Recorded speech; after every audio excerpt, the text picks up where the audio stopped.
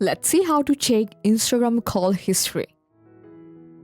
So first you have to open up your Instagram and go to the direct messages section.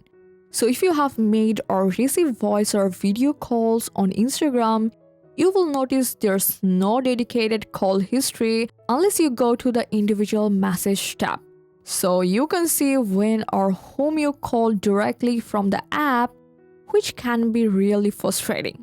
So don't worry, there's another way. So just go back from your Instagram and open the phone app on your iPhone. So now go to the recent or calls tab. So here you'll be able to see calls that were made or received through Instagram. So when you tap on the call entry, you will see a call history option. Just go for it. And from here, you can view more details, including the time, date, call duration, and how often you have communicated with that person.